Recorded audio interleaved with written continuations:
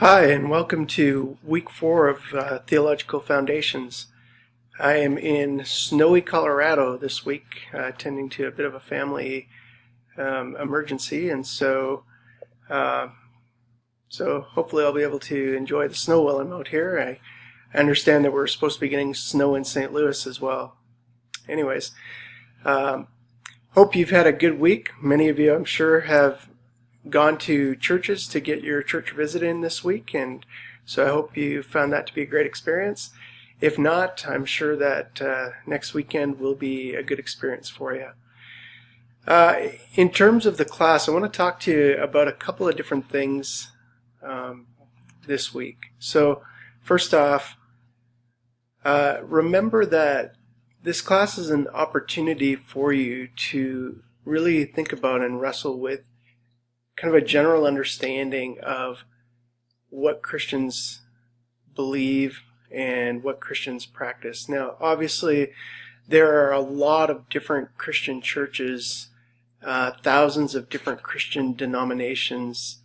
There's the Catholic Church, there's the Orthodox Church, and there are many, many, many Protestant churches like Baptists and Methodists and Presbyterians and Pentecostals and all sorts of different churches. And in terms of what they do on Sunday morning when they meet, there will be a lot of similarities in terms of a focus on worshiping God, often with song and scripture reading and sermon. And there will be a lot of differences as well. The style of music, the clothes that the pastor or the people leading the services wear. Some will be more liturgical, some will be very spontaneous, but it's important to understand that what we're doing here in classes, we're working on getting a kind of a general understanding of what Christians believe and have practiced over the course of the last 2,000 years.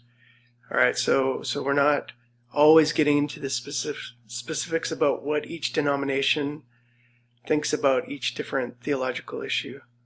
A lot of what we're coming from is, because we're a Jesuit Catholic school, we're coming from a Jesuit Catholic perspective on many of the issues, but as I am a Methodist minister as well, I also bring that to the table. So just a reminder about that. In terms of the Bible itself, I do want to revisit a few things quickly with you, because there's some misconceptions that some of you have had and continue to demonstrate in your responses, and just understand that these are regular questions and misunderstandings that people have about the Bible. So just quickly, the Old Testament or Hebrew Bible is the first 39 books of the Bible. There are different kinds of literature there. There's history, there's law books, there's poetry, there's stories, there's a lot that's in there. Wisdom literature, prophecy. And so it's important to understand when you pick up a book to read it from the Old Testament, it's important to understand what you're reading. Just to flip open the Old Testament and start to read is tricky. So there's that. The New Testament was written in Greek. The Old Testament was written mostly in Hebrew, with just a couple chapters in Aramaic, which is a similar language to Hebrew and was actually the language Jesus probably spoke. New Testament, again, was written in Koine Greek, which is Common Greek. It was the language of the eastern half of the Roman Empire, the area that Greece conquered under Alexander the Great. So it was written in Greek. There's a real misconception that through translation, a lot of things have been lost through time, through translation. It's important to understand that that's just not really the case.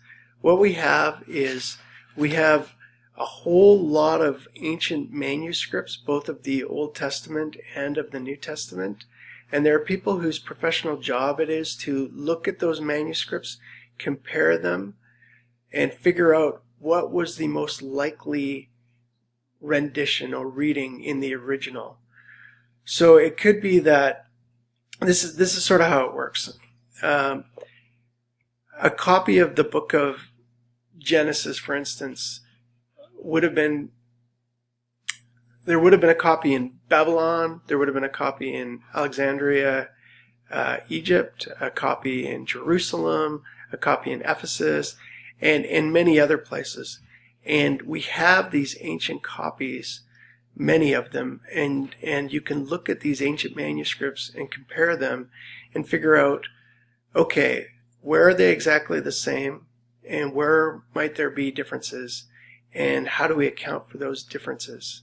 And so there are people who are called textual critics, and some of those textual critics are Christians, some are not Christians, but those textual critics will say, Christian or non, will say that what we have in terms of our Bible today is very, very accurate in terms of the Hebrew and the Greek.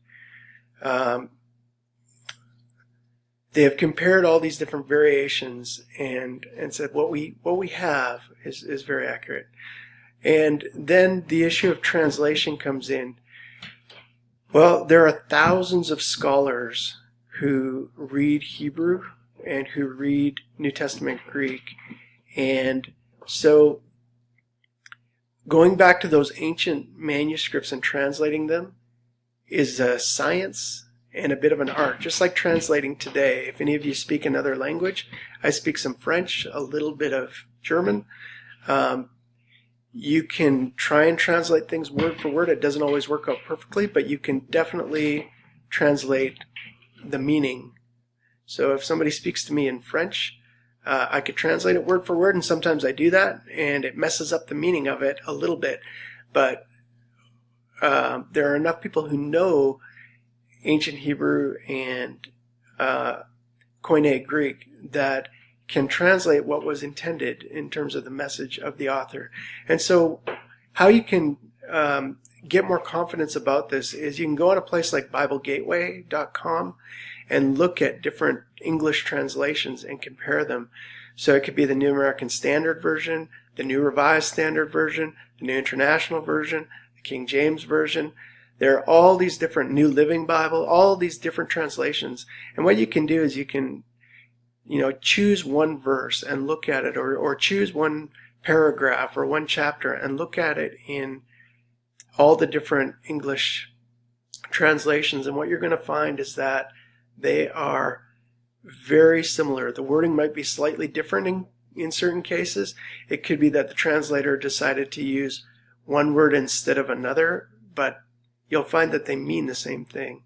So I just want you to understand that, because there's this big misconception that we've lost so much in translation, and that's just not the case. This week we're going to move into looking at theological issues, things like the Trinity, the existence of God, the attributes and the activities of God. We're going to be doing something that we might call theology proper. You're going to get your chance to be theologians. So do God talk, or talking about God and thinking about God. What I want to encourage you to do is to just think carefully. Education is about growing in your understanding. It's about growing as people. It's about learning to think carefully. So in order to be an educated theologian, you're not just spouting off what your opinions are of a subject. You're thinking carefully through and reflecting on the subject, and then giving your opinions or your responses. So what I'm reading in the discussions, for the most part, is really good. You guys are doing a pretty good job in the discussions, both in terms of going back and forth between each other and in terms of answering the questions. So I want to affirm you with that, but I do want to encourage you to just do good theology by thinking through the readings and respond carefully to the readings, okay? We get enough ignorance spouted on social media. We don't want to be that kind of person in a class or in life generally. We don't want to be the people that are spouting things ignorantly. We want to just kind of think carefully about the issues, okay? remember that your field study paper is due on Sunday night. So you had a church visit to do, and some of you have probably done it, and maybe some of you are planning to do it this next Sunday night. I just want to reiterate some things that I posted, and that you'll see that I posted this week, because I want to be just really clear about this. When you go to visit a church, your church is going to have, it's going to be a denomination or a brand of church or a kind of church. So let's say that you choose to go to the Baptist church that you've seen on the corner for years, and you've always wondered, what are those Baptists doing there? Well, the Baptist church may have a name like Grace Baptist or Calvary Baptist or something like that. The first word in that title is just something that the local congregation has come up with. You know, they might think the grace of God is really important, so we want to be called Grace Baptist Church, right? That's fine. That's a fine name for a church. But what you need to do for your research is find out, what kind of Baptists are these? There are a lot of different kinds, maybe 15 or 20 different kinds of Baptists. And you need to discover, are these Southern Baptists? Are these Fellowship Baptists? Are these Free Will Baptists? Missionary Baptists? What kind of Baptists are these? And so when you do the research part of the paper, you need to be researching, if they're Southern Baptists, you need to be doing your research on the Southern Baptists. What do the Southern Baptists believe? Where did they come from? Same is true if you choose a Methodist church. There are probably 15 or 20 different kinds of Methodists. There are several different kinds of Lutherans and Presbyterians. You know, so understand that that your research on the denomination part is you're going to need to do a little bit of digging. You might have to ask a person at the church. You might have to get on their website in order to find out what kind exactly of a church are they. So you do something about the denomination, and then you do some research about the local church itself. You know, when did Grace Baptist Church start? Who started it? Has it always been in the same location? And you've got the whole list of those kinds of questions on your instruction sheet. The other part of that is, if you choose or you chose to visit a non-denominational church, you still have that part of the research to do. So non-denominationalism is a phenomenon in America, and so you'll need to look into, when did this whole non-denominational thing happen or begin to happen? And what do these non-denominational churches believe? Because even though they are, quote, non-denominational, many of the things that they do act a whole lot like a denomination. So just understand that. So you'll want to look at what their theological issues are, what their theological questions are, things like that. You've got those on your list on the instruction page. A reminder, if you haven't done your visit already, be respectful with your visit, but also be curious about what you're seeing and what you're experiencing and what they're asking you to do at the church. Have a great week. Don't hesitate to contact me with any questions or concerns. I do have email out here in Colorado, and I will be back in the discussions, grading them. Sometimes I'll respond to your discussion questions during the week. Sometimes I will respond to you personally when I grade your discussion, so just be aware of that. Some of you raised a lot of questions and a lot of issues this week, and that's great, and you've done some good thinking, and you're doing some good thinking. Keep that up. That's good. Anyways, again, have a great week, and work hard, and if you have questions, feel free to contact me.